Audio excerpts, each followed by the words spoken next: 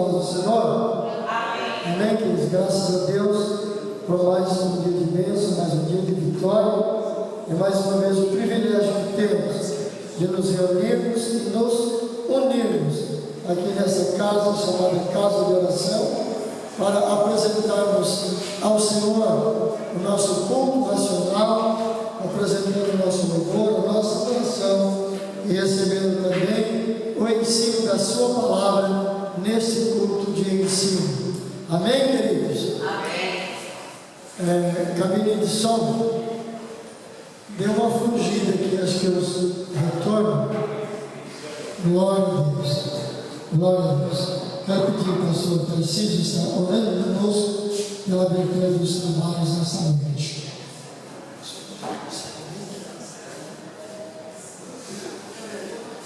Saúde a amada igreja com a paz do Senhor. Amém. Vamos orar e confiar em Deus, que Ele pode fazer tudo que nós não podemos fazer. Senhor, meu Deus, meu Pai que está no céu, Pai querido, em nome de Jesus Cristo, Deus, eu quero te agradecer por essa oportunidade de perfeição da tua casa, Senhor amado. Pai amado Deus, para nesta noite, Deus, aprender da tua palavra, Senhor, a glória.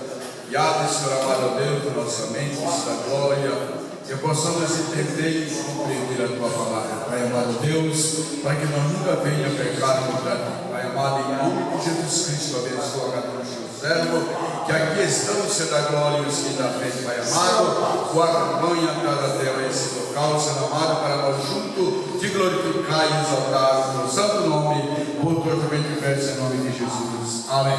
Amém, Jesus. Glória a Deus. Podemos assentar, mas eu quero convidá-los a abrir as nossas armas no hino de número 2, e nós vamos já estar louvando a Deus com os hinos da nossa harpa, que é o horário oficial da Assembleia de Deus. E no segundo hino, nós já vamos estar também adorando a Deus com as nossas contribuições em formas de dízimos e ofertas para a manutenção da obra de Deus. O hino número 2, saudosa lembrança.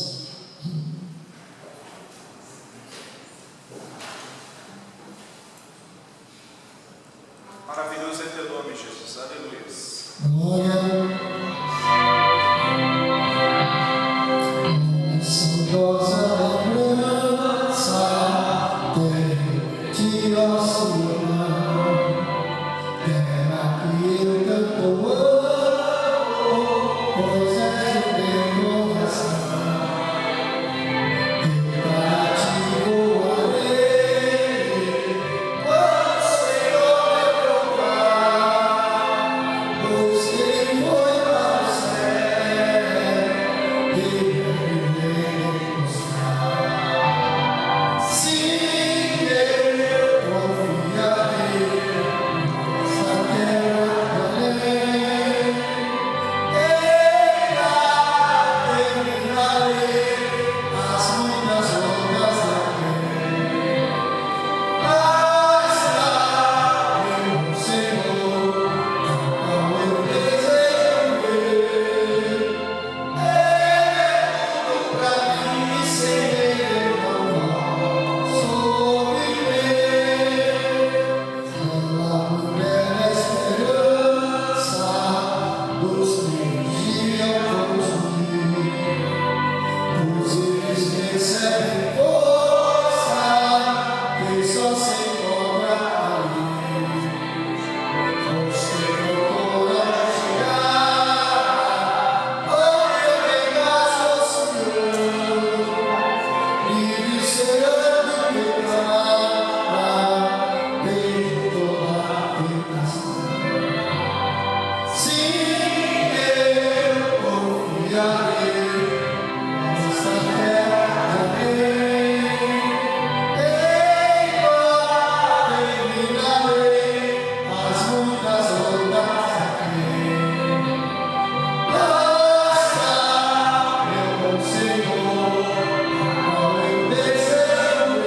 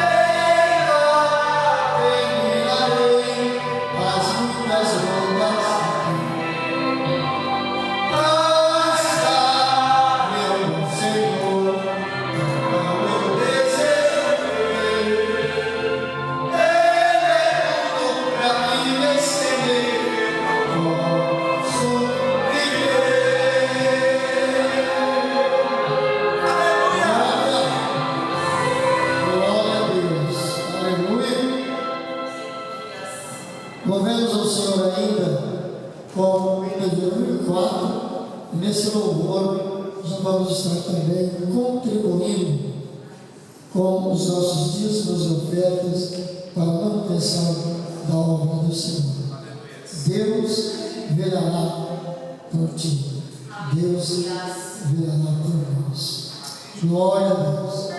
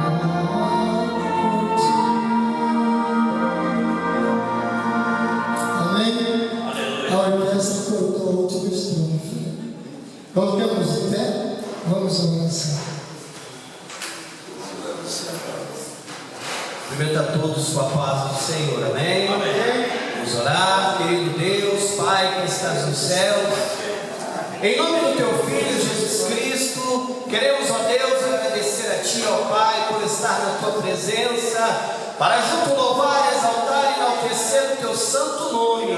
Pedimos a Ti, Senhor, que o Senhor venha tomar a primazia, meu Deus, nesse trabalho, Senhor, que o Senhor possa abençoar os Seus filhos de uma maneira sobrenatural. Abençoa, Pai, eles que se consagram, contribuíram para a manutenção, Pai, da Tua casa. Não deixe, Senhor,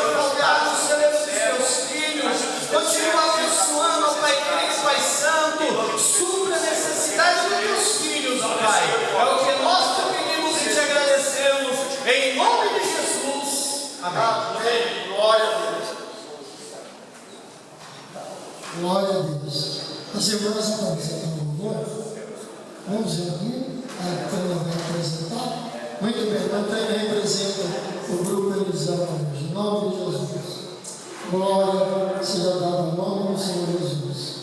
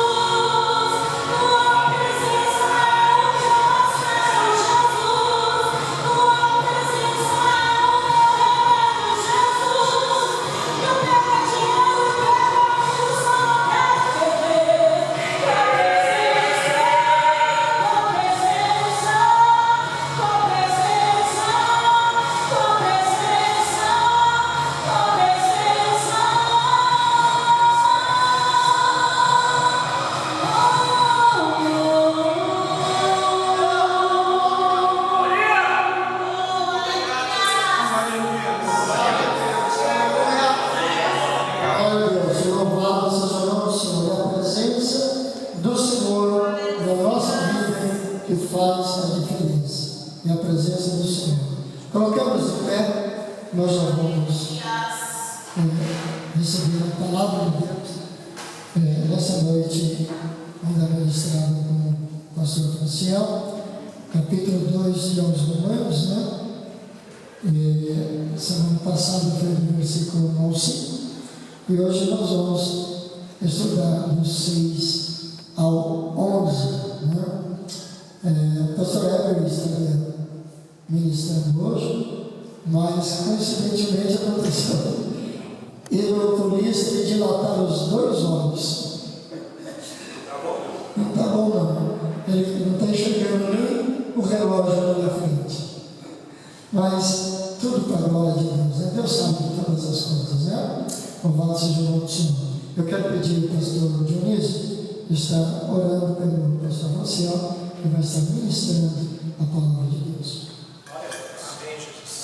A paz do Senhor para a igreja. Amém. Vamos orar, meus amados, para que Deus possa abençoar. Amado e querido Deus, Pai de nosso Senhor e Salvador Jesus Cristo, aqui estamos nesta noite na tua casa para usufruir, meu Deus, da tua bênção. Pai eterno, abençoa o teu céu, pastor Franciel, que doravante estará ministrando a tua palavra. Pela graça, Pai, unção do céu, para a transmissão da mesma. Pai eterno, ó meu Deus, abençoa os teus filhos presentes, aqueles que eventualmente ainda virão para a tua casa. Pai eterno, nós te agradecemos por tudo, te pedimos essas bênçãos em nome de Jesus. Amém. Amém. Aleluia. Glória. Pode ser, meus irmãos. Amém. Essa noite eu não pretendo de maneira nenhuma me igualar ao pastor Eber, até mesmo porque ele sabe muito mais que eu e é muito mais crente, né?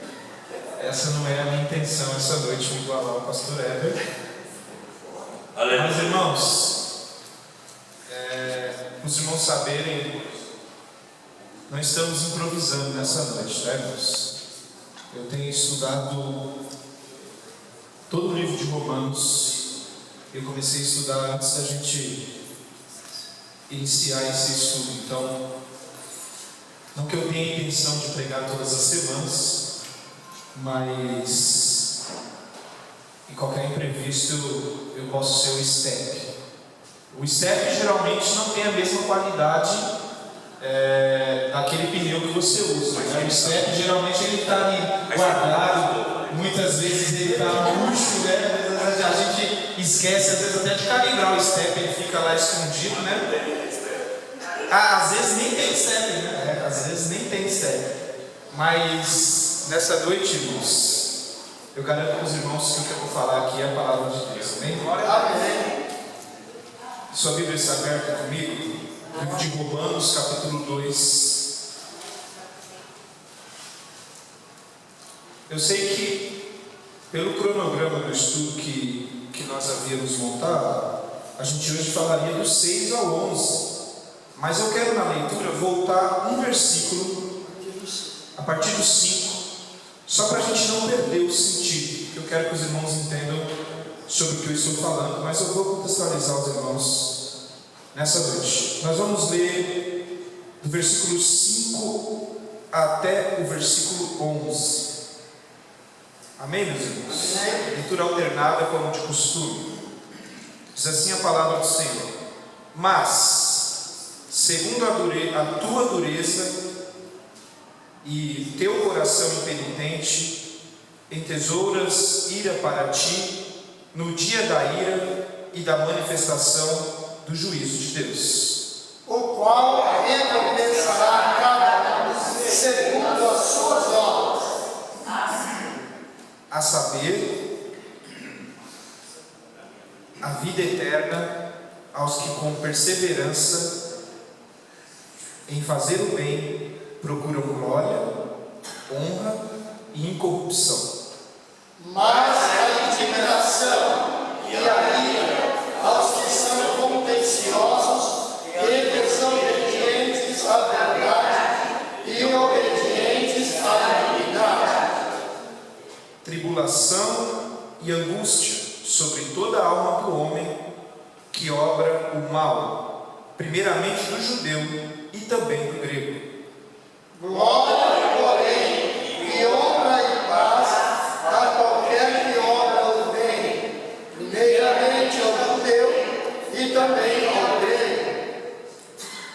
porque para com Deus não há acepção de pessoas. Pode sentar. Glória.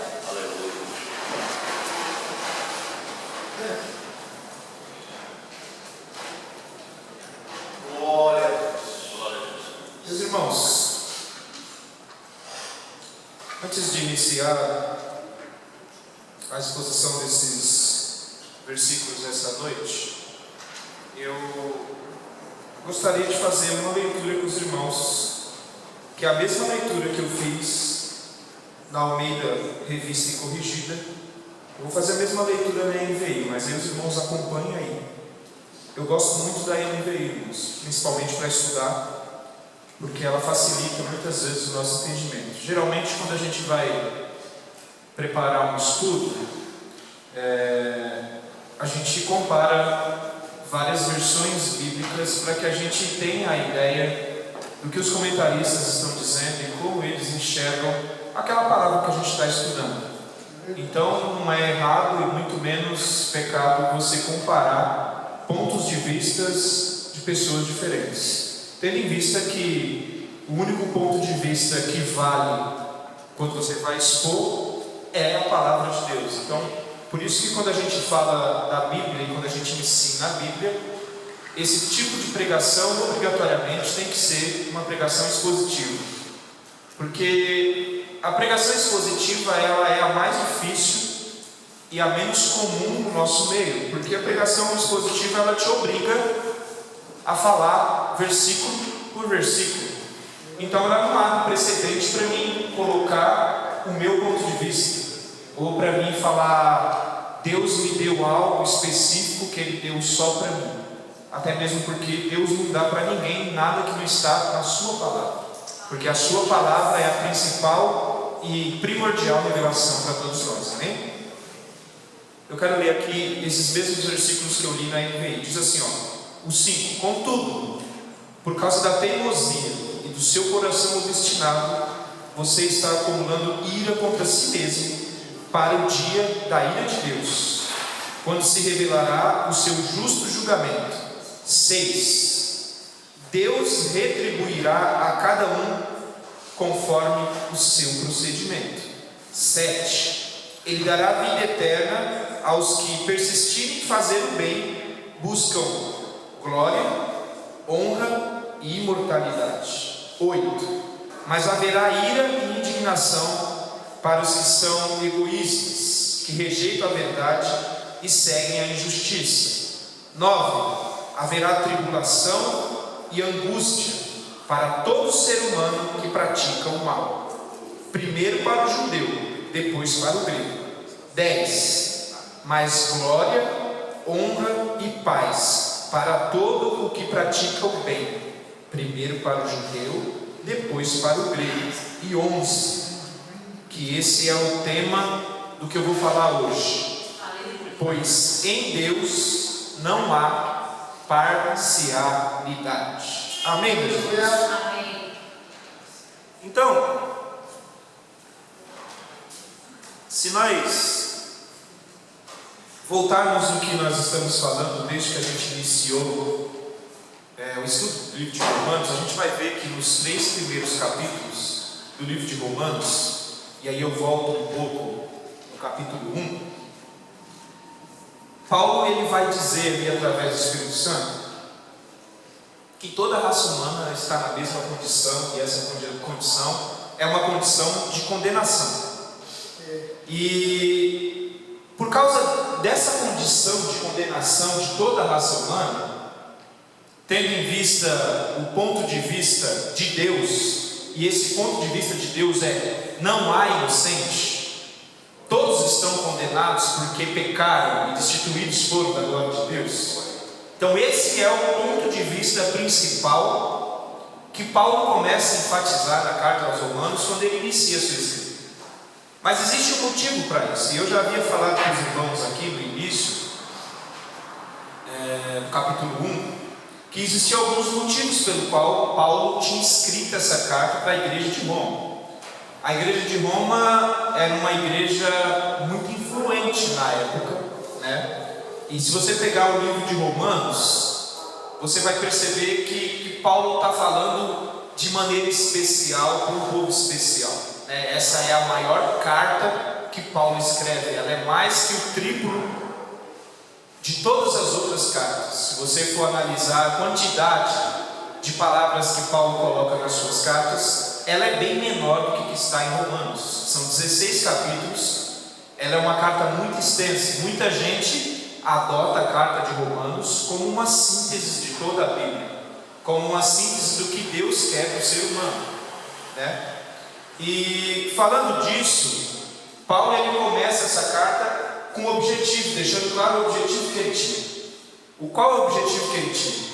Ele estava escrevendo para uma igreja que não conhecia ele, porque Paulo não havia evangelizado os irmãos de Roma e ele nem era o responsável por aquela igreja.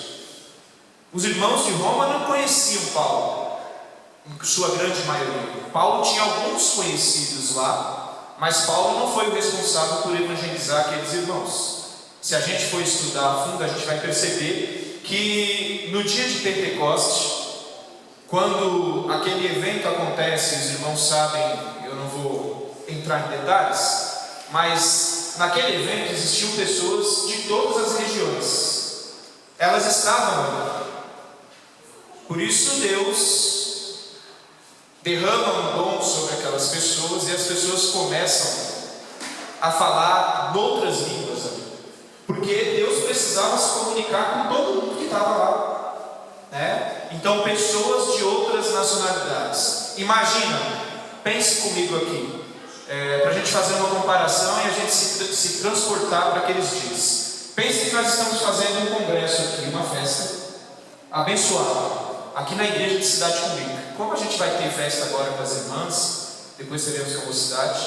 Imagina uma festa, um ambiente de festa, a igreja cheia de pessoas, e a gente começa a pregar o evangelho. O pregador tem uma oportunidade. Geralmente os pregadores que vêm para pregar nos congressos são bastante eloquentes, né? Muitos têm até técnicas que eu não tenho, né? Eu não sou um pregador dessa maneira. A maneira que eu prego é outra, né? Talvez não seja tão atraente para as multidões, mas existem pregadores que ele tem uma técnica para emocionar as pessoas, para trazer as pessoas para ele, para segurar a atenção das pessoas, e tudo isso é técnica. Imagina numa pregação aqui, essa igreja lotada de pessoas ouvindo a palavra de Deus, e aí vocês imaginam que a notoriedade desse congresso é tão grande que tem um monte de pessoas lá fora. Um monte de pessoas aí fora tentando ouvir o que está sendo dito aqui, tentando participar desse congresso. Um monte de pessoas. Só que essas pessoas não são brasileiras, elas são de outros lugares. Elas são, por exemplo, vamos dizer, o italiano, o francês, o chinês, o americano. Cada um fala uma língua diferente. E essas pessoas estão todas aqui. É óbvio que se o pregador não for um camarada que fala em todas as línguas, se a gente não tiver vários intérpretes aqui, só quem vai entender o que está sendo dito é quem é brasileiro e quem fala português, porque é a língua que a gente está falando aqui, né? Diga-se de passagem, se eu começar agora a falar com os irmãos aqui em inglês ou em mandarim ou em francês, os irmãos não vão entender o que eu estou querendo dizer. Talvez algum irmão saiba falar, mas a igreja de maneira geral não vai entender. Esse era o cenário lá de Pentecostes. Essas pessoas de outras nações estavam lá, e Deus, na sua infinita sabedoria, falou: peraí, esse é o momento estratégico. Eu preciso que as pessoas compreendam o que está sendo dito. E aí, o que acontece? Deus derrama sobre pessoas dons. E esse dom que está lá em Pentecostes capítulo 2, que está lá em Atos capítulo 2, o Pentecostes, esse evento, esse dom fala assim, e pousavam sobre eles línguas repartidas como se de fogo. E cada um começou a falar noutra língua, conforme o Espírito Santo lhes concedia que falasse.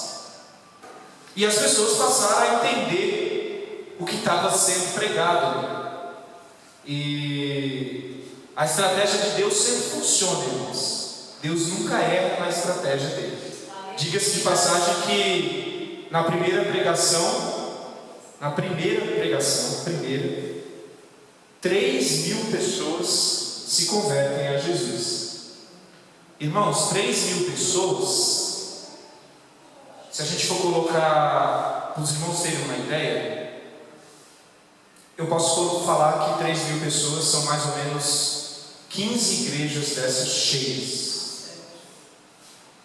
Aproximadamente. Eu acredito que essa igreja de pessoas sentadas, incluindo os bancos aqui e a galeria, deve caber mais ou menos 200 pessoas sentadas. Se cabe isso, não tenho certeza. Mas acredito que em torno disso. 3.000 pessoas é como se fosse 15 igrejas dessas cheias, numa pregação. A estratégia de Deus sempre funciona. Mas vamos voltar para cá, para Romanos.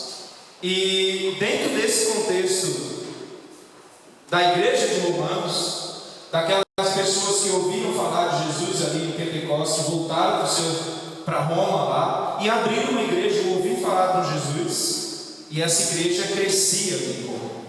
E Paulo, ele fala assim: eu preciso chegar até a Espanha. E não é como hoje, irmãos, que a gente vai para o aeroporto, que a gente compra uma passagem, chega no aeroporto e tem um avião que vai sair com você daqui e vai pousar lá em Madrid. Não era como é hoje, né? Não, se você queria pregar na Espanha, você tinha que chegar num país que tivesse próximo, que você pudesse ali atravessar de navio e pudesse chegar lá. E é essa a estratégia de Paulo. Paulo, ele começa aqui pregando aos romanos, dizendo assim: no meu coração arde o desejo de pregar o Evangelho de Deus, porque quando eu prego o Evangelho de Deus, eu estou tirando pessoas do inferno. Todo pregador deveria ter essa consciência. O Evangelho de Deus é o poder de Deus para tirar pessoas do inferno. Não sou eu que tiro, não é você que tira. Mas quando você prega a palavra de Deus autêntico, o Evangelho de Deus, ele tem o poder de arrebatar pessoas do inferno. E Paulo, ele queria aquilo ali. Paulo, ele queria chegar até Roma, e até Roma, uma igreja influente, uma igreja que tinha condição financeira. Paulo ia conseguir ali a ajuda dos irmãos de Roma e o financiamento dos irmãos de Roma para chegar até a Espanha e lá pregar o Evangelho. Então ele inicia a carta dizendo assim: gente, eu quero que vocês saibam que todo mundo está condenado, porque talvez vocês entendendo que todo mundo está condenado, vocês me ajudem a fazer o que eu quero fazer, porque o que eu quero fazer é continuar pregando o Evangelho. Essa é a intenção de Paulo. E ele começa a carta dizendo que todo mundo está condenado. E ele começa primeiro falando dos pagãos, daqueles que até então a palavra de Deus não tinha chegado neles. Eles não conheciam a Deus, não conheciam a lei de Deus, não conheciam nada disso. Viviam uma vida dissoluta, fazendo o que queriam, da maneira que queriam. E aí Paulo começa falando para eles. Paulo fala: Deus entregou vocês para que vocês fizessem o que vocês quisessem mesmo. O coração de vocês se obscureceu. Vocês não têm mais como chegar ao conhecimento de Deus por vontade própria, porque vocês estão perdidos, como se vocês estivessem na escuridão. E aí, talvez, as pessoas que se consideravam mais justas ou menos pecadoras, Paulo começa a virar o seu discurso para essas pessoas. E aí Paulo usa um termo que ele fala que ele vai falar com os moralistas, Moralista é aquela pessoa que defende uma moral com a sua boca, mas as suas atitudes são completamente diferentes do que ela fala. Porque falarmos, até papagaio fala, muitas vezes. Agora, viver de acordo com aquilo que se fala é outra história, E Paulo, ele muda o seu discurso. Ele fala: peraí, vocês também que estão achando aqui que são melhores porque vocês condenam É a mesma coisa de eu olhar para o irmão Tarcísio e falar: mas pescar é pecado, viu, irmão Tarcísio? Pescar não pode, porque o irmão Tarcísio é pescador, os irmãos sabem, né? O irmão Tarcísio é pescador. Pescar é pecado, porque pescar é errado. A Bíblia diz que pescar é errado. E aí eu não pesco, não para vocês verem, mas quando eu estou sozinho, que eu tenho uma oportunidade, eu estou lá com a minha varinha pescando. Aí Paulo estava falando isso, estava falando: não adianta você falar e achar que é errado, não cumprir a vontade de Deus, sendo que você também não cumpre. Então falar não adianta nada. Não adianta nada você subir no púlpito e pregar se você não vive o que você está pregando. Para você, a condenação vai ser a mesma. Paulo estava querendo dizer assim: ó, Deus julga primeiro de acordo com a verdade. E se existe um que conhece a verdade, esse é Deus. Talvez não, com certeza, nenhum de nós aqui, nenhum de vocês conhece toda a verdade. Mas Deus conhece toda a verdade. E aí Deus falou assim: ó, não adianta.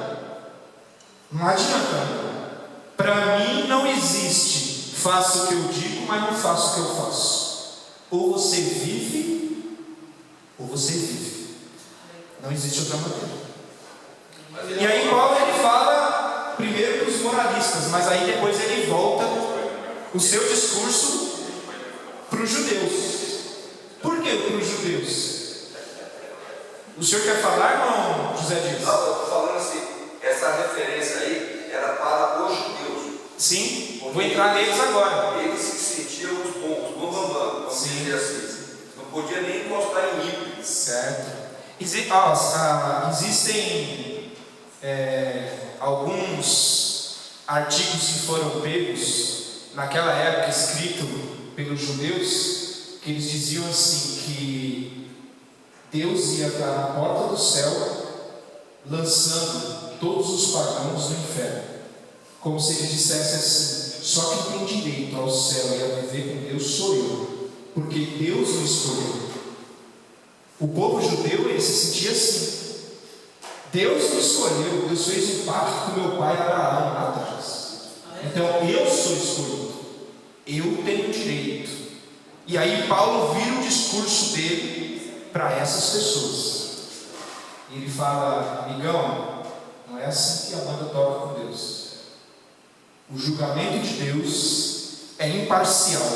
Por que você acha que no versículo 9 ele começa assim, ó: haverá tribulação e angústia para todo ser humano que pratica o mal. Primeiro para o judeu, depois para o grego. E quando ele fala depois para o grego, ele está dizendo primeiro para você que se sente, e depois para todos os outros. Porque eles são mais conhecedores. Exatamente.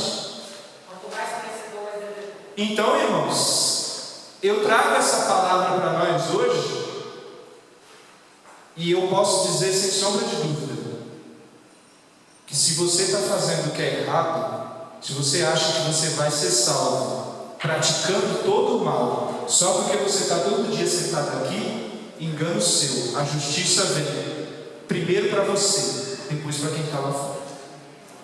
Era isso que Deus estava querendo dizer.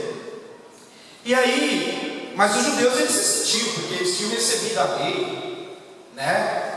Os fariseus andavam pelas ruas fazendo as suas orações e batendo no peito, dizendo que eles eram melhores do que todos. Muitas vezes, irmãos, os irmãos aqui me conhecem, todos os irmãos me conhecem, com exceção do nosso irmão que está visitando hoje. Eu esqueci o nome dele. Como é que é o nome do irmão que está visitando a gente hoje? Como é que é seu nome, meu irmão? Miguel, seja bem-vindo em nome de Jesus, tá? Deus te abençoe. Com exceção do Miguel, todos os irmãos aqui me conhecem. Os irmãos me conhecem. Os irmãos sabem, né, a minha característica. Talvez a minha característica não agrade a todos os irmãos, mas Deus fez cada um de uma maneira, né, irmão? Você já pensou se Deus tivesse feito todo mundo igual? Né? Deus faz cada um de uma maneira. Mas eu posso através da palavra de Deus, desconfiar de algumas posturas. Geralmente, quando a gente vê muita necessidade de querer demonstrar algo exteriormente, alguém que precisa fazer muito barulho para ser ouvido,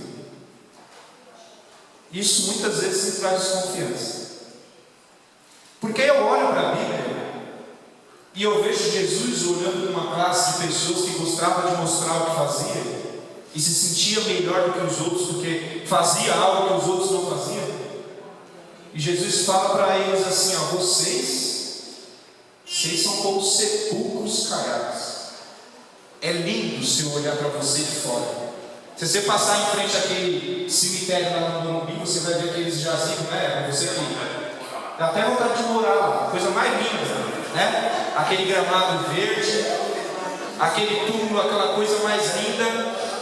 Mas quando você abre aquilo ali, o que tem ali dentro é morte.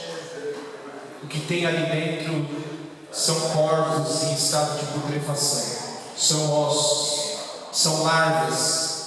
É o que está lá dentro.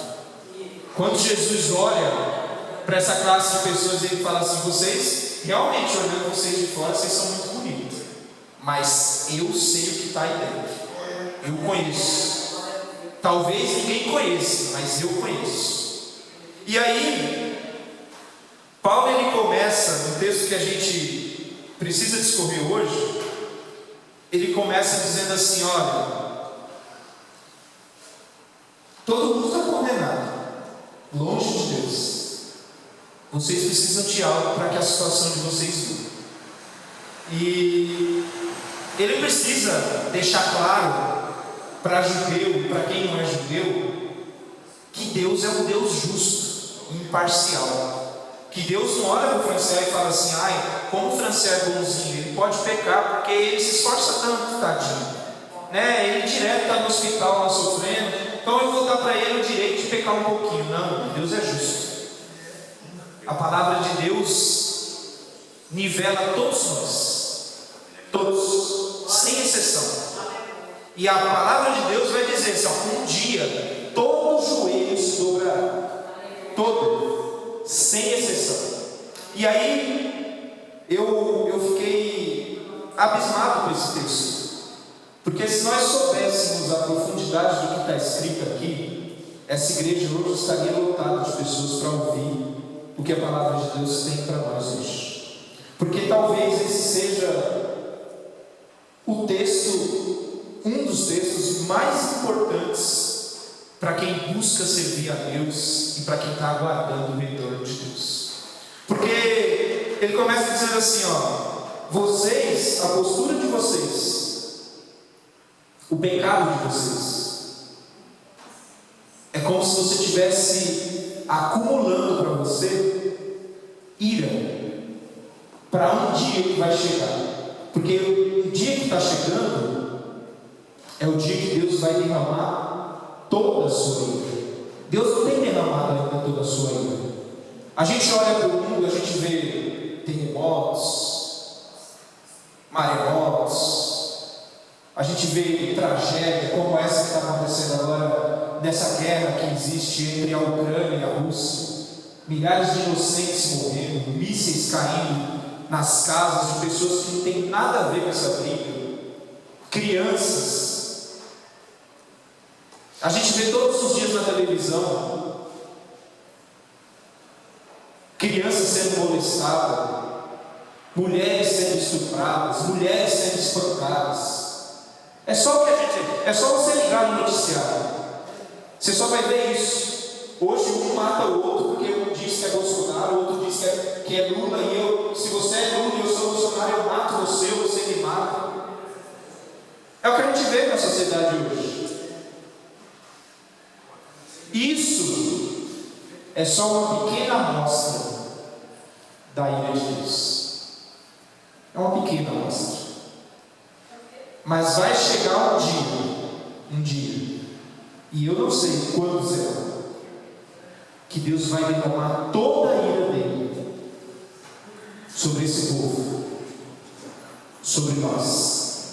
E Paulo ele está querendo dizer, ele está querendo alertar as pessoas, ele está querendo dizer para as pessoas assim, ó, tomem cuidado, porque para o dia da ira de Deus, quando se revelará o seu justo julgamento, Deus retribuirá a cada um, conforme o seu procedimento. Não existe exceção. Naquele dia, Deus vai olhar para Franciel e vai falar aqui, ó, diante de Deus vai estar lá, escrito: Franciel fez isso, deixou de fazer isso. Sua sentença é essa. Para todos nós, sem exceção. E a síntese dessa palavra é fazer com que a gente entenda que enquanto esse dia não chegou ainda, Deus está te dando oportunidade de arrependimento. Porque Deus quer que você se arrependa. Deus quer que você mude a sua postura. Deus quer que você passe a fazer as boas obras que Paulo está dizendo aqui. E muita gente vai pensar: existe um dia, irmãos, para esse julgamento acontecer.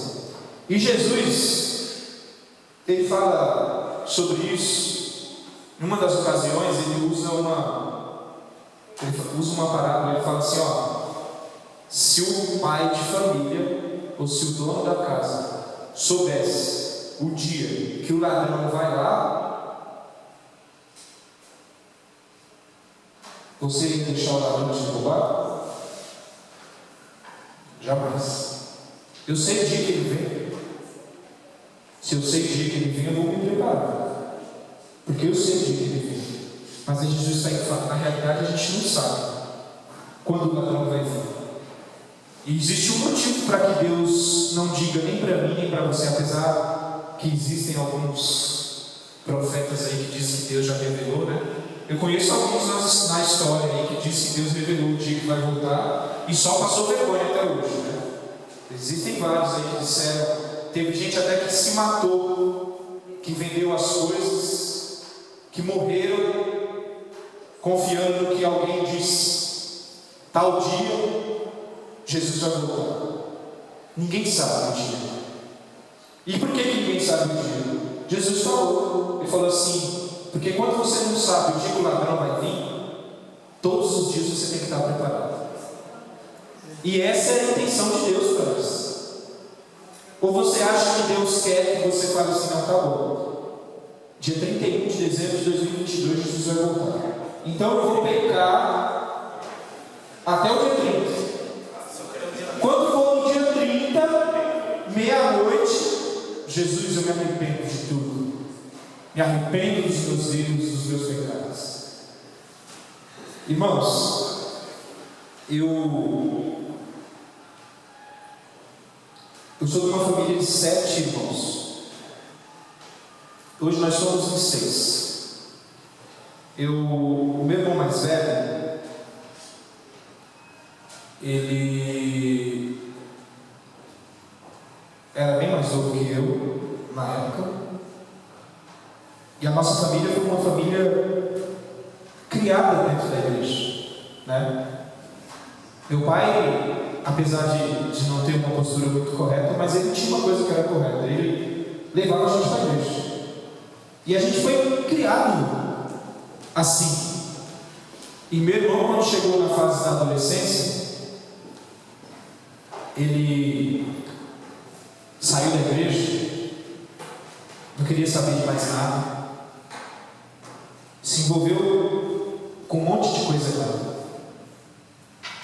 criminalidade, entrou para esse estilo de vida. E eu lembro que da última vez que eu falei com meu irmão, que eu falei com ele quando ele estava vivo ainda, isso foi aproximadamente uma semana antes de ele morrer, Eu falei para ele, falei, Samuel, a gente foi criado dentro da igreja. Procura uma igreja, para de viver essa vida.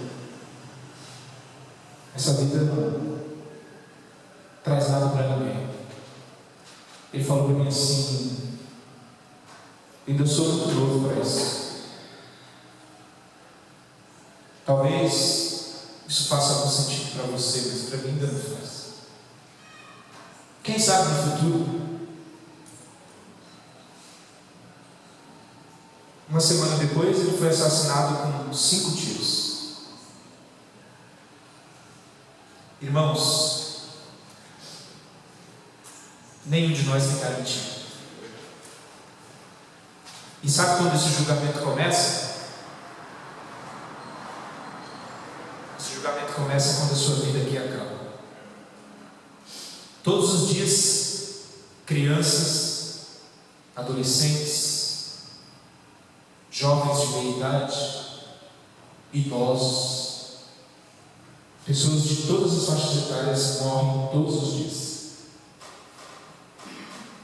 E tem gente que acredita mesmo que vai ter uma outra oportunidade. Mais para frente eu penso nisso. Agora está cedo, né? Agora ainda tem tempo. Eu não vim aqui, irmãos, trazer uma palavra para amedrontar os irmãos. Longe disso, até mesmo porque o medo não faz com que ninguém se converta. Quem faz você se converter é o Espírito Santo te convencendo do pecado, da justiça e do juízo. Mas eu vim aqui nessa noite fazer uma alerta. Ninguém tem o controle da oportunidade. A minha oportunidade pode acabar hoje. A sua pode acabar amanhã. Porque depois que fechar os olhos aqui, a Bíblia diz uma coisa, ó. Depois da morte, o que acontece, pastor? Segue-se juízo. Irmãos, enquanto você está aqui tendo essa oportunidade, você pode se arrepender. Fechou os olhos, como alguém diz aqui, né? Chamou sua senha, meu amor. Não tem mais como pedir misericórdia. Aí é o que você fez e o que você deixou de fazer. Então, Paulo ele queria alertar os irmãos de Roma sobre a necessidade de se pregar o Evangelho e como era importante o objetivo que ele tinha. Irmãos, eu preciso da ajuda de vocês. E Paulo ele fala sobre essa viagem na Espanha. A gente já não chegou nela, mas a gente vai chegar. Está lá no capítulo 15. Lá no capítulo 15 de Romanos, Paulo vai falar sobre isso. A intenção dele de ir para a Espanha evangelizar. Mas a gente também não pode, de maneira nenhuma, julgar. Eu não posso olhar para a Tânia e falar para a Tânia: ah, não, a Tânia não está salva, não, com certeza. Olha, tá não. Ou eu não posso olhar para a Valda e falar: Valda, com certeza está salva, hein, Valda? Olha o cara de crente da Valda. Lembra muito o Edivaldo, né? Cara de crente, né? A Bíblia diz que eu não posso julgar isso. Eu não posso. Você não pode olhar para mim essa noite e falar assim: não, o Franciel está ali em cima pregando, com certeza ele está salvo. Aquele ali, o lugar dele já está garantido. Não, irmãos. Só quem pode é o que conhece toda a verdade. E Jesus disse, uma vez Jesus disse assim, porque um discípulo indagou ele e falou assim: eu não posso separar o joio do trigo? Caso tanto problema para a gente podia separar já, né? Já pensou se a igreja fosse composta só dos mais crentes, os mais santos, os melhores? Né, pastor? Não teria problema nenhum, né? Acho que nem precisaria ter pastor, né? Podia deixar os irmãos que eles seguiriam, né? Mas Jesus falou: não, É necessário que o joio cresça junto com o trigo. Mas um dia eu vou separar. E quem vai fazer essa separação não sou eu, não é você. É Deus que vai fazer. Mas ela vai acontecer. Fica à vontade, irmão. Pode perguntar? Pode. Primeiro eu queria que o senhor me explicasse o versículo 13, 2:13. E eu quero perguntar uma coisa. 2:13. Eu quero dizer uma coisa. 13? 2:13, não é? Não, irmão, a gente ainda não chegou no 13, não. Na semana que vem a gente vai falar do 13. Não. Eu queria perguntar uma coisa também, ó. Eu não posso julgar, vamos dizer, né, os meus filhos, quando eu botar os outros, meu filho, Certo. pelo que eu olho na face dele. Exatamente. Mas eu vou julgar ele pelo que eu vejo ele praticando. Os irmãos não vão me julgar pelo ver o meu rosto de crente. Mas aí passa lá no shopping, eu estou tomando cerveja lá sentada. Aí passa lá na internet, eu estou lá nua, fazendo coisas terríveis e horríveis, que estou escandalizando o povo. Como é que alguém vai dizer essa mulher é santa? Me explica, por favor, também. Aí não é nem santo, nem crente, né? Isso é pelo amor de Deus. O cara está falando só que tomando cerveja. Não, acontece, já vi. Aí não é julgamento, mas é uma contestação, né? Porque o Franciel diz assim, não dá para ele olhar para mim e falar, ó, o Éder vai para o céu ou para o inferno. Não cabe ele. Irmã, mas aí a palavra certa, o que a senhora está querendo dizer aí, a palavra certa aí não é julgar. Isso. Né? A palavra certa aí é examinar. Isso a senhora pode fazer. Examinar. A senhora pode examinar a minha vida. A senhora pode. Se for uma situação dessa, qual é a atitude do irmão para comigo? A atitude tem que ser a atitude de todo crente. O que a Bíblia diz? A Bíblia diz no Salmo primeiro que é para a gente se afastar da mesa dessas pessoas que na bebedice, Sim. que anda na aparência do mal, Amém. que pratica coisas. Mas a Bíblia diz também o seguinte, ó, irmãos, se você encontra, por exemplo, eu, Franciel, estou aqui pregando hoje, aí amanhã a senhora passa ali no boteco e o Franciel está lá bebendo, né? Estou aqui pregando hoje. Aí amanhã a senhora passa ali no boteco, passou de carro, peraí, o Franciel, estou lá escondidinho, meio disfarçado para ninguém me ver, mas a senhora percebe que é ele. O que a senhora tem que fazer como crente? O que a Bíblia diz? A Bíblia diz, não só orar, a senhora tem o direito de me chamar, a senhora tem o direito de chegar e falar, irmão Franciel, vim aqui fazer uma visita para o irmão. Posso entrar? Claro, irmão, entra aqui. Franciel, semana passada, eu estava passando ali e eu vi o que você estava fazendo. O que você está fazendo não é uma postura de alguém que estava na igreja pregando o Evangelho. Não diz, não condiz. A sua prática não condiz com a sua fala. E é sobre isso essa palavra. E aí a senhora pode. Eu vou orar por você precisa se arrepender dessa sua prática. Porque Jesus ainda quer te salvar.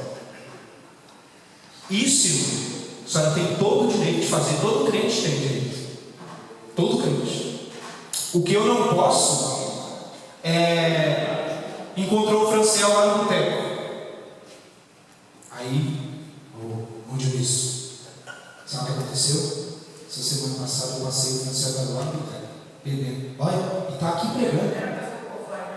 Aí chega no você viu também? Eu vi, e passei lá e estava vendo. O que acontece hoje, irmão? O julgamento que Deus está falando assim é assim, ó. Você não é melhor do que ninguém para julgar ninguém. O que você tem que fazer pelas pessoas é o que Jesus fez. Jesus sendo Deus, 100% Deus. Jesus não julgou. E o próprio Jesus diz assim, ó, em Mateus, não julgueis, para que não sejais julgados, porque com o mesmo peso que você julgar, é o mesmo peso que você será julgado. Então, examinar a vida do meu irmão e aconselhar o meu irmão, isso é nossa obrigação. É nossa obrigação. Eu tenho o direito e a obrigação, por amor, de aconselhar qualquer irmão que eu entenda e que eu veja que ele está indo por um caminho que não é o caminho de Deus. Só aparência e atitudes não tem diferença. Exatamente. Não tem diferença. Aparência. E atitudes. Não, irmãos, porque aparência é uma coisa. Por exemplo, eu posso olhar, você pode olhar para mim hoje aqui e falar assim: Francês é completamente crente, não é? Tá de terno e gravata, com o microfone na mão, isso é um homem crente. Isso é a minha aparência. É o que a senhora está conseguindo ver. Mas muitas vezes, e o que a senhora não está conseguindo ver? Sim, isso que eu estou dizendo, as atitudes. Entendeu? O que Deus está querendo dizer aqui é o seguinte: é que todas as atitudes, só quem conhece é Deus. Você não vai conhecer ninguém. Você não tem a possibilidade de você estar com uma pessoa 24 horas por dia para saber o que ela faz. Muitas vezes as pessoas julgam o pastor. Fala, o pastor não vai tomar uma atitude? Olha como esse irmão é. Olha como essa irmã é. Esse pastor não está vendo esse tipo de coisa? Irmão, tem uma má notícia para te dar. O pastor não é Deus. Ele não está 24 horas por dia com todo mundo. Não tem como saber. Agora, o que Deus diz para nós é o seguinte: ó, examina a vida do teu irmão. E se você vê que ele está no abismo, aconselha ele. Agora, não julgue o teu irmão, não condene o teu irmão, porque essa condenação cabe a Deus. Deus é quem vai condenar. Existe uma data para isso. Até mesmo porque, diga-se de passagem, todos nós podemos nos arrepender ainda. Ou não, todos, sem exceção. Mas vamos seguir.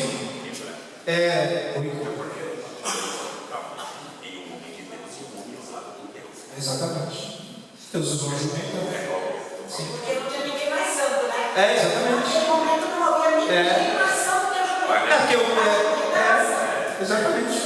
Então, assim, abram comigo aí Mateus, 2 textos, eu quero que vocês leiam comigo essa noite. Mateus 25, 34. E outro pode abrir Mateus 25, 41. Quem achou, lê primeiro 34 e depois o 41. Eu, porém, vos digo que, de maneira nenhuma, jureis nem pelo céu, porque o trono é de Deus. Porque é o trono de Deus. Aí é Mateus. 5, não, é 25, meu irmão. 25. Então dirá o rei aos que estiverem à sua direita: vinde benditos de meu Pai, possuí por herança o reino que vocês estão preparando desde a fundação do mundo. Esse é o 25, 34, né? Pode ler o 41 também, meu irmão.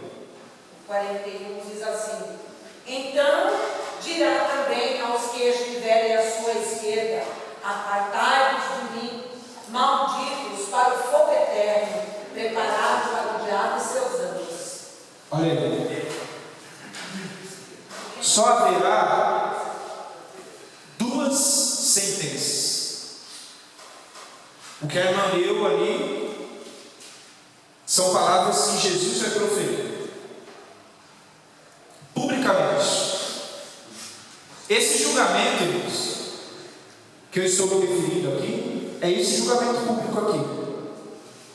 Naquele dia, não vai ter bonzinho, não vai ter aparência, não vai ter terno e gravata, não vai ter o que diz. Naquele dia, Jesus vai olhar e vai falar: você pode entrar, vem, eu preparei algo para você. Tudo que você fez e tudo que você abriu mão valeu a pena. E ele vai olhar para o outro grupo e vai dizer: você, eu nunca vi e nem conheço. Apartai-vos de mim. Esse julgamento tem data e hora marcada. Tem data e hora marcada. E esse julgamento vai ser de acordo com o meu coração e o meu procedimento. Aí acho que entramos no que é você me trazer. Porque, irmãos, quando o versículo 6 de Romanos 2, 6, quem está com a Bíblia aberta aí? Lê o versículo 6 do capítulo 2. Versão Viva vai dizer: Ele dará a cada um o que as suas obras merecem. Olha aí. Isso é muito interessante. Quando eu li isso, quando eu li a primeira vez, eu até pensei assim: será que existe uma contradição? Será que Paulo está dizendo aí agora que as obras ainda vão salvar? Porque não faz sentido. Se você só lê o texto, você vai falar assim: peraí, está falando que a salvação é por causa da obra de cada um, né? Mas eu pergunto para os irmãos: a salvação ela é por fé ou é por obras? Mas eu não vim em santidade porque eu sou salvo? Oi? Mas eu não vim em santidade. Vamos chegar lá. Vamos chegar lá. Ó, na realidade, irmãos, a salvação ela é por fé, como o irmão José Dias disse. Mas a fé que salva é a mesma fé que transforma. Não existe fé salvadora que não transforma. Se existe algum tipo de fé que só salva e não transforma, na realidade você não está salvo. Porque a fé que salva é a fé que transforma. Muitas pessoas dizem que existe um debate entre Paulo e Tiago, né? Porque Tiago vai falar muito das obras, né? Mas na verdade Tiago está falando a mesma coisa que Paulo. Ele está falando assim, ó: o poder do Evangelho, essa fé, porque Paulo está falando aqui nos Romanos, você é justificado pela fé. Você é justificado pela fé. Mas essa fé é a fé que te transforma. Porque se essa fé não te transformar, você está vivendo uma ilusão. Então, irmãos, o que eu tendo lido a Bíblia, eu sou obrigado a acreditar, quem foi salvo por Jesus Cristo, o poder do Evangelho vai direcionar essa pessoa para boas obras, para fazer o que é bom, para dar testemunho, para ser crente de verdade. É isso que o Evangelho faz. Essa fé, ela transforma pessoas. Essa fé não é uma fé assim: aceite Jesus, continue fazendo o que você quer, porque você está salvo. Não. Essa fé é uma fé que você levanta suas mãos, reconhece Jesus como seu Salvador, Ele te transforma e faz com que você passe a viver uma novidade de vida, servindo a Deus e fazendo a vontade dele.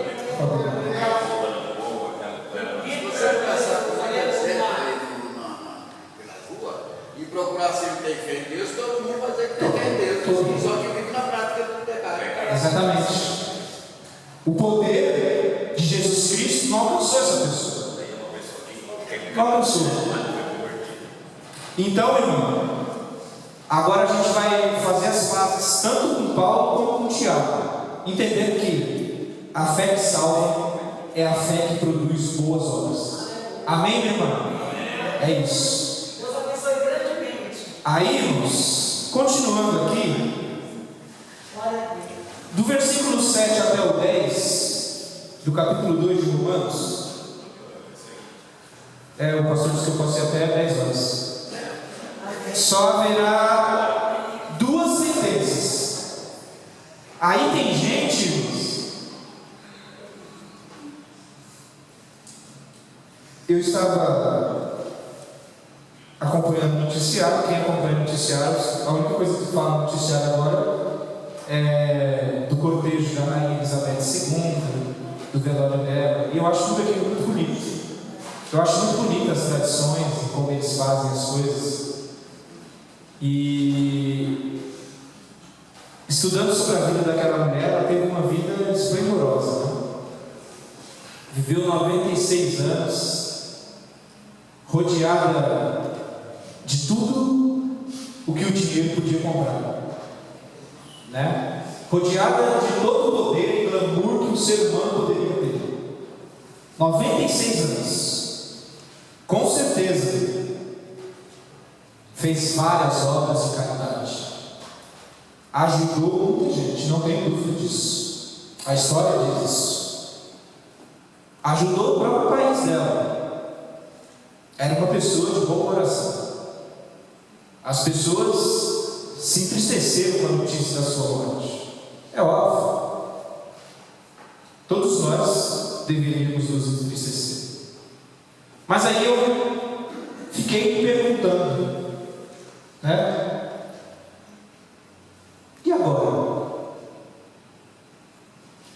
96 anos. E agora? O que acontece agora? Como é que está a vida dentro de Deus?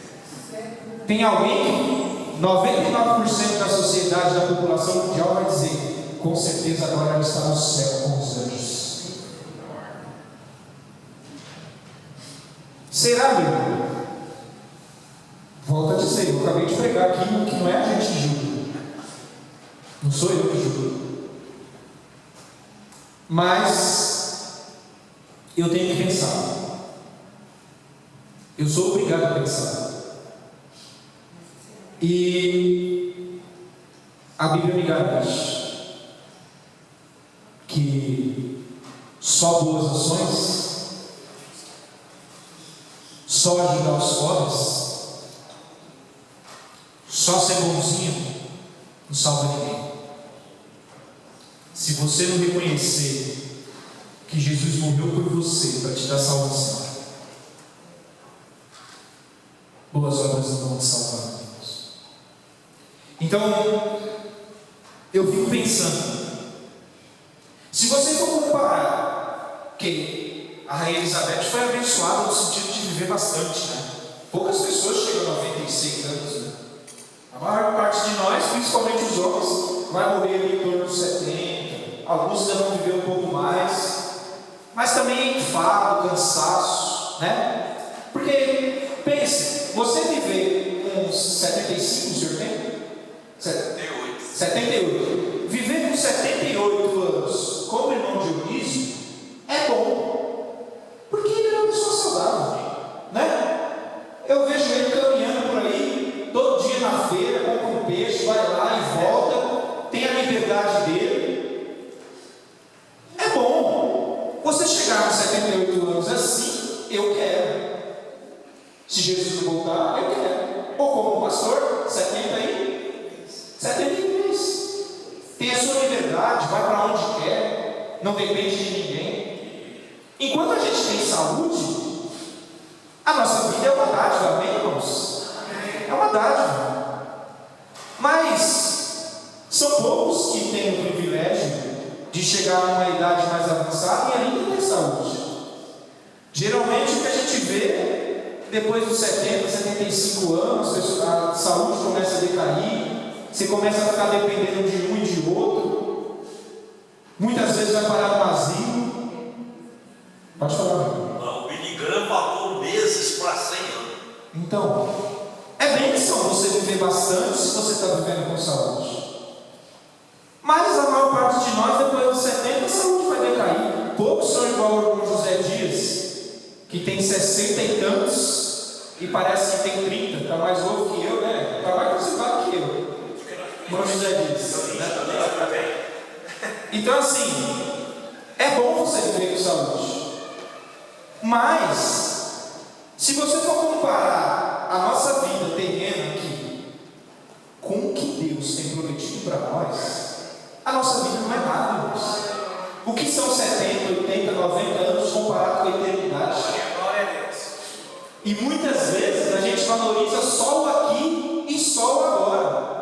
E a gente não pensa na eternidade, porque isso aqui é só um pouquinho de tempo, uma passagem mínima, mas existe uma eternidade te esperando. E essa eternidade, irmãos, ela vai acontecer para todos nós, é real. E de acordo com o texto que a gente acabou de ler, o que vai acontecer nessa eternidade vai estar de acordo com o teu procedimento aqui na terra. O que você fez? O que você deixou de fazer? Eu quero terminar, porque o meu tempo já acabou. Então, o versículo 11, existe alguém ainda que diz, voltando no versículo do 7 ao 10, né? Que Deus garante que vai haver só duas sentenças, e tem gente que fala, não, tem um purgatório. Se você não pecou tanto, Deus te coloca lá no purgatório, você sofre só um pouquinho, depois Ele te manda para o céu. E tem gente que acredita nisso. Não, irmãos, infelizmente, só existe duas sentenças: ou é céu ou é inferno. Não existe meio termo. Para Deus, tem gente que fala, eu estou em cima do muro. Na realidade, você não está em cima do muro, não, você já está muro, está no inferno. Você tem que se decidir por Deus. Mas eu quero terminar aqui fazendo uma afirmação e fazendo algumas perguntas que os irmãos não precisam responder para mim, mas você responde para você. Sem dúvida, esse assunto é um dos assuntos mais importantes da nossa vida. Por quê? Porque eu posso descer desse culto, entrar no carro, ter um infarto e morrer. A minha oportunidade já acabou. Eu não tenho tempo para pensar no amanhã. Eu tenho que pensar no agora. Eu tenho que pensar na minha reconciliação com Deus agora. Eu tenho que pensar em me arrepender dos meus pecados agora. Você não tem que pensar amanhã. Tem que pensar agora. Você tem que pensar na maneira que você está vivendo agora. Você tem que corrigir a sua maneira de viver agora.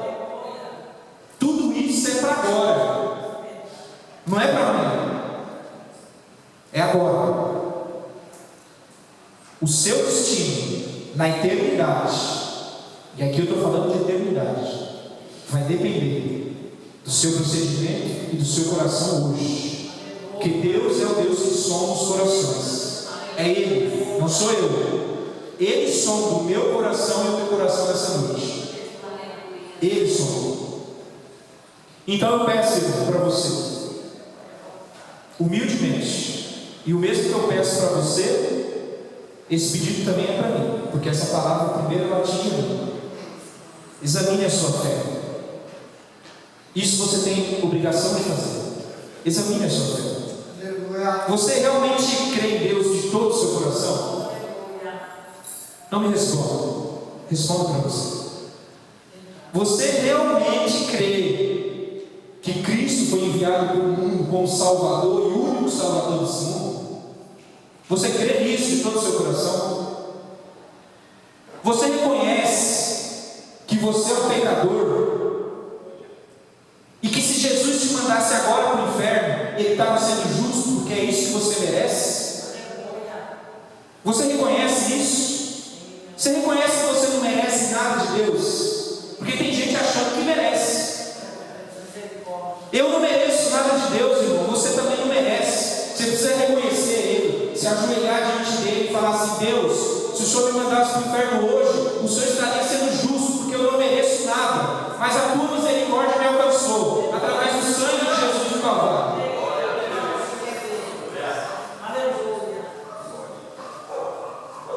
Você crê que a salvação só chega até você através de Jesus Cristo? Você crê na ressurreição dos mortos e no julgamento de Deus? Você crê nisso de verdade? Você realmente crê? Se você está aqui hoje à noite, você crê realmente nisso? Que Jesus vai voltar e, como a palavra de Deus diz, os que tiverem morrido em Cristo ressuscitarão primeiro. Você acredita nisso? De verdade? Não é simplesmente ouvir porque o pregador falou. Você acredita nisso de todo o seu coração? Se você crê em tudo isso que eu falei até agora, então cabe agora a mim e a você examinar o nosso procedimento. Como que a gente está vivendo aqui? O que a gente está fazendo aqui? Como que está sendo a sua vida aqui? A fé que te salvou é a fé que te transformou ou ela só te salvou? Transformação fica para depois. Porque metade do livro de Romanos vai falar do poder de Deus para a salvação. E a outra metade vai falar, sabe do que, irmão? Do poder de Deus para a santificação. A gente vai entrar nisso. O mesmo poder que Deus tem para te salvar é o poder que esse mesmo Deus tem para te santificar, para te preparar para o retorno dele. Então, irmãos, se nós acreditamos em tudo isso que foi dito hoje, o nosso procedimento e a nossa postura só pode ser outro.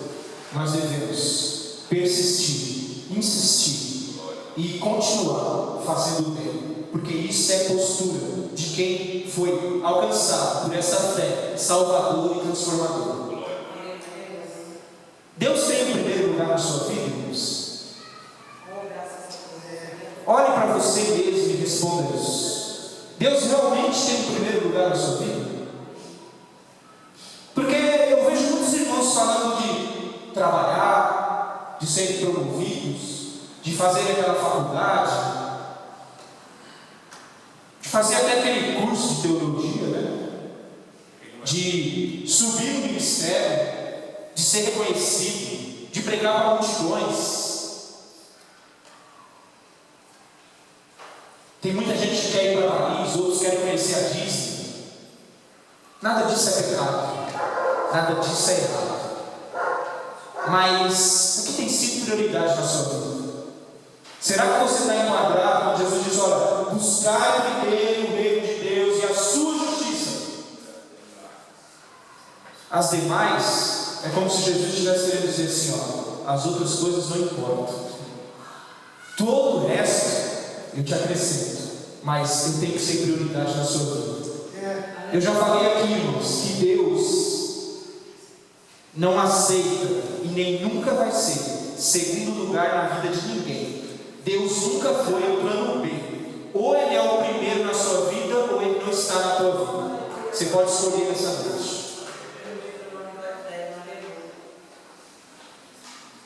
A história diz, e eu já ouvi alguns pregadores contando uma história de um dos maiores evangelistas que já existiram, Moody. Todos aqui sabem de quem eu estou falando. E eu já estou encerrando. Ele foi convidado para pregar em Chicago. E ele estava pregando ali durante algumas semanas. E no primeiro dia da pregação dele, ele pregou para milhões e milhões de pessoas. Plateia lá, perder de vista. E no meio do sermão, o tempo dele acabou. E ele estava pregando sobre a salvação e o julgamento de Deus. Mas ele não teve oportunidade de encerrar a pregação. Ele parou a pregação no meio. E ele falou para os irmãos, quando ele encerrou as palavras deles: irmãos, semana que vem eu vou continuar a pregação. E eu vou falar para os irmãos na semana que vem como que os irmãos fazem para escapar do juízo de Deus. Eu vou orientar os irmãos acerca de como deve ser a postura dos irmãos, para que no dia do juízo de Deus você possa estar do lado certo. Mas isso eu vou falar para vocês na semana que vem. Acabou a sua pregação. As pessoas foram para suas casas. Naquela semana houve um dos maiores incêndios em Chicago. Morreram milhares de pessoas nos incêndios que aconteceram. Milhares dessas pessoas estavam ouvindo aquela pregação. E eu não quero deixar você ir para casa hoje sem dizer para você o que eu preciso dizer hoje. O meu tempo já acabou. Mas eu quero dizer para você hoje que existe salvação. Que existe uma maneira de você estar do lado certo quando o juízo de Deus chegar. E essa maneira é: examine o seu procedimento. Deixe que essa fé que te salvou transforme a sua vida e transforme a sua maneira de agir. Porque Deus vem, e talvez para mim Ele pode vir hoje, para você talvez Ele venha daqui a alguns minutos. Mas tenha certeza que Deus é rico em misericórdia e amor, e que Ele está esperando o nosso arrependimento. Ele está esperando nós reconhecermos o nosso erro e fazermos a sua vontade, aguardando o seu retorno. Que Deus abençoe os irmãos em nome de Jesus. Obrigado. Glória a Deus. Glória a Deus. Louvado seja Deus. O versículo 7, que está dentro do texto que o pastor Franciel comentou conosco nessa noite, numa linguagem mais acessível, vai dizer o seguinte, dentro daquilo que acabou de dizer, que Ele, Deus, dará a diz que pacientemente, ou seja, perseverando, procuram fazer a vontade de Deus, buscando a glória invisível, a honra e a vida eterna que Ele floresce. Amém? Coloquemos de pé. Amanhã nós temos aqui campanha de oração, das 20 às 21, das 8 às 9 da noite. Quinta-feira, consagração, das 8 às 9 da manhã. E à noite, o nosso culto de campanha da vitória com as irmãs de celebração, às 19h30, em nome de Jesus. Sábado é a nossa cooperação na Regional 4, na Igreja Sede, em meio às festividades de 75 anos de fundação da Assembleia de Deus, Ministério de Madureira, em Guarulhos. 75 anos. Portanto, roupas de diamante. Né? É bodas de diamante, 75 anos. Né? Em nome de Jesus, vai ser uma festa linda e maravilhosa. Amém, queridos? Oremos, amado Deus e bondoso Pai Celestial. Te louvamos, ó Pai, te agradecemos por este momento que aqui passamos, Senhor. E apresentamos aqui a Ti, Senhor, o nosso louvor, a nossa adoração, Pai querido e eterno, e recebemos o ensino da Tua palavra. Pai, que isso fique gravado nas tábuas dos nossos corações e coloquemos em prática na nossa vida, Pai querido e eterno, para que possamos, Senhor, através do nosso viver diário, demonstrarmos, Senhor, com nossas atitudes, com o nosso modo de viver, Pai querido, que Te servimos e Te adoramos na beleza da Tua santidade, pela grande misericórdia revelada para conosco em Cristo Jesus, Senhor, que se entregou por nós, nos dando o privilégio, Senhor, de salvação, de vida eterna, se assim cumprirmos a Tua palavra, obediente, Senhor amado, fazendo o Teu querer. Pai querido e eterno, agora Te peço também, Senhor, leva-nos em paz de volta aos nossos lares, guarda-nos de todo perigo, livra-nos de todo mal, Senhor. Livra-nos do homem violento, do salteador, guarda-nos também, Senhor, das armadilhas do tentador, nos proporcionando um momento de paz, um repouso tranquilo, e que, segundo a multidão das Tuas misericórdias, possamos estar de volta aqui na próxima oportunidade para Te adorar na beleza da Tua santidade. Isso Te pedimos e Te agradecemos em nome de Jesus. Quantos podem dizer amém? Amém. Pediremos, pois, essas coisas. Se Deus é por nós, quem será contra nós? Tudo posso naquele que fortalece. E a vitória é nossa pelo sangue de Jesus. Que a graça do nosso Senhor e Salvador Jesus Cristo, que o amor de Deus, nosso Pai Celestial, que a comunhão e as doces consolações do Santo Espírito seja sobre todo o povo de Deus e assim permaneça hoje e sempre